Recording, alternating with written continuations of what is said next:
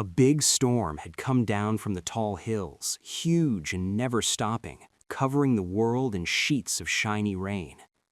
In that storm, an Apache woman walked alone, guiding a group of thin, moving cows through thick mud that stuck to her clothes like sadness. Her scarf was wet all over, her long, dark hair pressed to her cheeks. She spoke softly to the animals, her voice shaking between telling them what to do and asking for help. The woman was 27, her hands rough from many years of hard work, her eyes darker than the clouds above her. She had built her small fence near a dry riverbed. A bad choice, some would have said, but it was the only piece of land left where no one came to laugh at her. The people stayed away from her. Her old group no longer wanted her. Before, she had a husband who thought love could join those two worlds, but guns and men's hard feelings had killed him before his time. Since then, she had not said her name out loud. She spoke only to her cows and the sky. Rain hurt her face as she tried to put a rope around the smallest young cow, which had slipped in the mud. The animal kicked, scared, and her feet slid. She fell to her knees, catching herself with open hands that sank deep into the wet dirt. The ground was cold enough to make her fingers numb, but she held on, teeth together, until the calf got to its feet again. For a moment she stayed down, chest moving fast, her breath showing in the cold air. Then she stood, wiping her hands on her dress, and went forward through the sheet of rain. Her small house waited at the side of the field, a simple frame of wood and cloth that shook with every strong wind. The sides bent in like a heart too tired to stand up. She'd fixed it many times, but the weather had its own power. Tonight it would not last. Her cows pushed against the fence, huddling in fear. She took off her scarf and tried to put it over the smallest one, though the try was no help. The water went through everything, even the strongest will. She looked toward the flat land, toward where the earth curved away into gray space. There was no light, just thunder, just her, and the sound of feet sinking in mud. Her throat felt tight with a feeling of anger that had no place to go, at God, at men, at the quiet not caring of the land. Still, she spoke softly, calming the animals, her voice a thin line of calm coming from habit more than hope. Then came a sound she did not expect, the squeak of wagon wheels. She turned fast, her heart jumping. Through the blur of rain, a shape came from the far hill. A wagon pulled by horses moved closer, its driver leaning forward against the heavy rain. As it got near, the Apache woman saw him, tall, wide in the shoulders, the edge of his hat letting water fall, his oiled coat shining like black rock. He stopped the horses a few steps away. Henry, the rancher, was 31, a man shaped by being alone in bad weather. He had buried his wife 2 winters ago and had said little since. People said his sadness had turned to stone somewhere inside his body. Yet here he was, watching her fight the storm with empty hands and tired strength. His look stayed on her, not with pity, but with something quieter. Understanding, maybe. He had known what it meant to lose the comfort of a loved one. For a long time, neither said a word. The wind filled the silence, shaking the fence and hitting the rain sideways. She stood straight, though shaking, her head held up as if daring him to see her shame. The cows gathered behind her, half sunk in the wet dirt. Henry climbed down from his wagon, boots sinking ankle deep, and without asking, pushed a fallen post back into the ground. She watched, unsure, her hands holding the rope. He worked fast, hitting the post with sure blows until it stood firm again. When he was done, he looked into her eyes. She tried to thank him, but her voice was lost in the rain. He looked at the weak shelter, then back at her, his face showing nothing, but his meaning clear. He said, "Just come with me." Not an order, not mercy, a statement of truth, heavy as thunder and just as sure. She stopped. The words stayed between them. Impossible, and yet hard to say no to. She had learned to not trust the kindness of men. It often came with a cost. But there was something different in his voice, something that felt like an offer of safety, not control. Behind him, the wagon waited, a small light shining from its lamp. Another gust tore through the cloth of her house, pulling it free. The sound broke her pause. She looked back at the few things she owned, a broken wall, a wet fireplace, the last bits of her freedom, and then forward to him. The choice was not easy, but it was plain. She took the first step, then another. Henry turned and began tying the ropes that would lead her cows to his ranch. She joined him, their hands touching once, quick, not planned. The heat of his skin surprised her. Neither spoke as they worked next to each other, the storm hitting them, but no longer winning. Together, they led the group up the slope toward the hills. When she slipped again on the climb, his hand caught her arm, holding her steady. The touch stayed only for a breath, but it held a promise not said, that not all strength must stand alone. By the time they reached the top, the rain had become lighter mist. She looked back. Her old fence was half under water now, her shelter gone. Yet instead of grief, she felt something lighter, like letting out her breath after years of holding it in. Henry led the horses on, the faint shape of his ranch visible in the distance. She followed, her steps slow, her heart still not sure of what waited.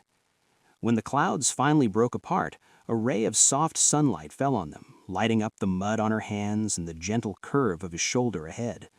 For the first time in many years, she didn't feel unseen. The storm had taken everything she built, but in its damage it had given her a way forward. The world smelled of clean soil and wet wood, the air heavy with a deep quiet that follows getting through something hard. The Apache woman woke on a small bed inside Henry's ranch house, wrapped in a blanket older than she was. Firelight danced against log walls, painting her skin in warm yellow. For a while, she didn't move, listening to the soft sound of the place, the whisper of wind at the windows, the slow beat of the man moving somewhere out of sight.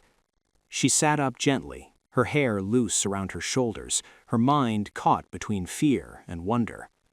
The room was warm, too warm for someone who'd gotten used to cold. Outside, she could hear her cows moving in the barn, safe. That small sound alone was enough to loosen something in her chest. Henry's voice came from the next room, calm and low. He was taking care of the stove, his movements steady as though he'd done it 1,000 mornings by himself. He didn't turn when she stepped into view, only pointed toward a cup on the table. Steam rose from it in thin circles. She waited before taking it, holding the tin between her palms as if testing whether she should be in this warmth.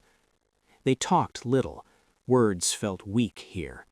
He asked if the cows made it through the night, and she nodded. Her voice came soft, not sure, as if trying to be heard inside. He told her she could stay until the roads dried, his tone simple, but under it ran a note of quiet force that sounded almost like care. The hours passed slowly. She moved through the house with careful hands, wiping mud from her skirts, sweeping the floor near the fire, fixing what she could. The small jobs calmed her. Every now and then she'd glance at him, the rancher. This man who'd offered help without asking her to explain the heavy load she carried. His face, though serious, held no judgment. It was the kind of silence that made room for breathing. At noon, the sun came back, making the hills shine with a gentle light. They walked together to the barn. The cows lay happily, their bodies steaming in the sudden heat. She ran her hand over the nearest one's neck, saying things softly in her language, a song of thanks. Henry watched, arms crossed, his eyes softened by something he didn't try to name. He asked how long she'd been alone. She gave no number. Instead, she said, long enough for silence to start talking back. That made him look away, as if the words had found an old memory inside him. Later, as evening came, he sat on the porch, mending a saddle strap while she washed the dirt from a bucket. The sky burned red-orange. They didn't need to fill the air with talk. Their quiet had its own language. Yet under that quiet lay a slow feeling neither of them wanted to break, an understanding, a shared kind of being alone, starting to mix into something softer. When men on horses from town showed up on the path, that calm cracked. 3 men, wet and unhappy, called out Henry's name. They'd come to see the Apache woman they'd heard about, the one who'd been living alone by the river, the one they didn't think should be there. Their eyes were sharp with doubt, the kind that always looks for fault in someone else. Henry stood up, stepping down from the porch. The Apache woman froze beside the well, one hand still holding the rope. The men smiled badly, asking if he'd taken in strays now, if he'd forgotten what people in town thought was right. For a moment, the tension thickened like the air before lightning. Henry's answer was quiet but firm. He said she was under his roof, and anyone who disrespected her disrespected him. His voice didn't get loud, yet it cut through the dusk like steel through cloth. The men looked at each other, mumbled bad words, and turned their horses away. When they were gone, the Apache woman stood still, the wind moving the ends of her shawl. She had seen kindness before, but never someone standing up for her. Her throat tightened. He met her gaze only once before turning back to the porch, but that look said everything. You're safe here. Night returned with stars bright as ice. She stepped outside after he'd gone to sleep, barefoot on the damp boards, listening to the cows breathe in the dark.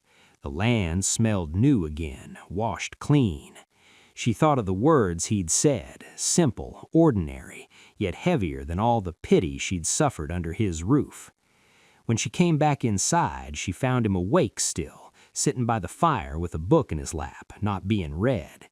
He looked up, and their eyes met in that unsure space between thanks and something deeper. She said softly that she would leave when the sky cleared for good. He didn't argue. He only said, "The door will stay open." The days that followed were calm and bright. They worked next to each other fixing fences, her laughter coming back little by little. Once, while bringing water to a newborn calf, her hand touched his. Neither pulled away. The silence afterward felt less like nothing and more like a hope. As the final test of the bond forming between them, a storm of another kind came one night, the cry of a cow giving birth in trouble. She and Henry ran barefoot through the mud, breath showing in the cold, their hands slippery with effort as they pulled the calf out. For a terrible moment it didn't move. Then, with one shaky gasp, it lived. The Apache woman's laughter broke into the rain-soaked air, strong and bright. Henry stood still, chest moving fast, watching her with something close to awe. She turned toward him, eyes shining through tears and mud, and said simply, "It lived."